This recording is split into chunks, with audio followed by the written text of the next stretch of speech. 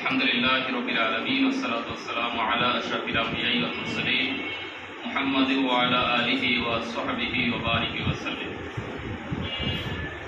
বাংলাদেশ জামাত ইসলামী ঢাকা মহানগর উত্তরের ওলামা বিভাগ কর্তৃক আয়োজিত আজকের প্রোগ্রামের সম্মানিত পরিচালক আমার প্রাণপ্রিয় বদিউজ্জামান বকুল ভাই, উপস্থিত আছেন বাংলাদেশ জামাত ইসলামী ঢাকা মহানগর উত্তরের মজলিসে শুরার অন্যতম সদস্য উত্তরা মডেল থানার সংগ্রামী আমির অ্যাডভোকেট ইব্রাহিম খলিল ভাই, উপস্থিত আছেন আমাদের অন্যান্য দায়িত্ববৃন্দ, আমার প্রাণপ্রিয় জাতির কর্ণধর আল্লাহ রাসূল সাল্লাল্লাহু আলাইহি সাল্লামের ওয়ারিসবৃন্দ, উলামায়ে ইকরাম, সকলের প্রতি আমার সালাম। আসসালামু আলাইকুম ওয়া রাহমাতুল্লাহ। কেমন আছেন সবাই? আল্লাহর কাছে দোয়া করি আল্লাহ রাব্বুল আলামিন আমাদের প্রত্যেকের বালা মুসিবত সব কিছু থেকে দূরে রেখে আমাদেরকে তার দ্বীনের একান্ত খাদেম হিসাবে কবুল করে নিক, আমরা বলি আমিন। আল্লাহ রাব্বুল আলামিন সূরা তাকাসুর এখানে শেষের যে আয়াতটি, সে আয়াতটিতে বলছেন সুম্মা লাতুসআলুন্না ইয়াওমাইযিন আনিন নাঈম।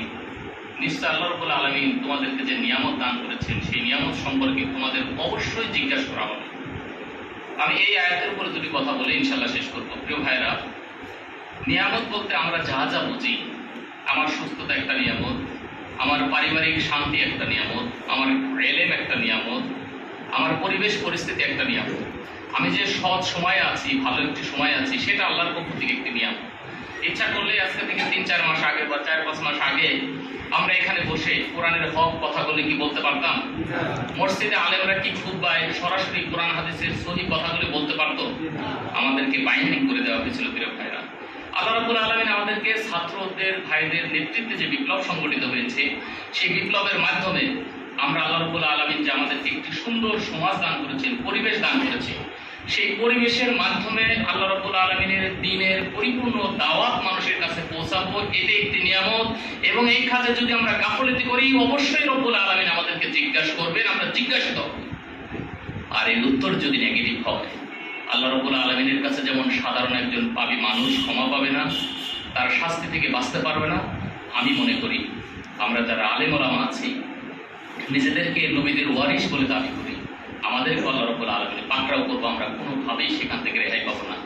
প্রিয় ভাইরা, হযরত আবু যর গিফারি, সালমান ফারসি, সাদ বিন আবি ওয়াক্কাস রাদিয়াল্লাহু তাআলা আনহু, সাহাবায়ে আজমাইন রাদিয়াল্লাহু তাআলা আনহুম, তারা কি জানতেন না কাবার ঘরের ভিতরে যদি আমি নামাজ পড়ি 1 রাকাতে 1 লক্ষ সওয়াব? রাসূল সাল্লাল্লাহু আলাইহি সাল্লামের সাহচর্যে সারাক্ষণ তার দিকে তাকিয়ে থাকার যে মর্যাদা, এটা কি সাহাবায়ে আজমাইন রাদিয়াল্লাহু তাআলা আনহুম জানতেন না? আপনারা বলেন, জানতেন কিনা বলেন? কিন্তু আল্লাহ রাসূল সাল্লাল্লাহু আলাইহি সাল্লাম যখন ঘোষণা করলেন আরাফার ময়দানে যে তোমরা আমার এই বাণী যারা শুনেছো, আমার এই কথা যারা শুনেছো, আর যারা শুনে নেই, তোমরা তাদের কাছে আমার এই কথাগুলো, কোরআনের বাণীগুলো পৌঁছে দাও।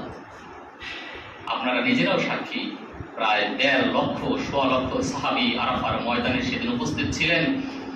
মক্কা এবং মদিনায় মিলে 10,000 সাহাবীদের, আর ভূখণ্ডের ভিতরে 10,000 উপরে সাহাবীদের কবর পাওয়া যায় না। বাকি সাহাবীরা কোথায় গেলেন? ইতিহাস বেতারা লেখেন, সিরাত গ্রন্থকাররা লেখেন, যার ঘোড়ার লাগাম যেদিকে ছিল সেদিকে চলে গেছে। আমাদের উপমহাদেশে আল্লাহ রাসূল সাল্লাল্লাহু আলাইহি সাল্লামের চাচ মামা, তার মায়ের আপন চাচতো ভাই এই ভূখণ্ডে এসেছে দাওয়াত নিয়ে, রংপুরে এখন তার কবর আছে। কেউ চলে এসেছেন সাগর পথ ধরে চলে এসেছেন চট্টগ্রামে, কেউ চলে গিয়েছেন চীনে। আপনারা জানেন সেসব ইতিহাস। সাদ বিন আবি ওয়াক্কাস রাদিয়াল্লাহু তাআলা আনহু যখন পারস্যের ময়দানে যুদ্ধের জন্য গেলেন, সেখানে তারা তাদের সমস্ত ব্রিজ, কালপাট, নৌকা সবগুলোকে ভেঙে চুরমার করে দিল। সামনে দেখলেন শুধু সাগর। সাদ বিন আবি ওয়াক্কাস রাদিয়াল্লাহু তাআলা আনহু তিনি সাহাবীদেরকে নির্দেশ দিলেন, তোমরা আমাকে অনুসরণ করো। সঙ্গে সঙ্গে ঝাঁপিয়ে পড়লেন সাগরের ভিতরে। হযরত আবু হুরায়রা রাদিয়াল্লাহু তাআলা আনহু সেই জিহাদের ময়দানে ছিলেন। হযরত আবু হুরায়রা রাদিয়াল্লাহু তাআলা আনহু বলেন যে আমি শুধুমাত্র ঘোড়ার ঠক ঠক আওয়াজ ছাড়া আর কিছু শুনতে পাইনি। আল্লাহু আকবার।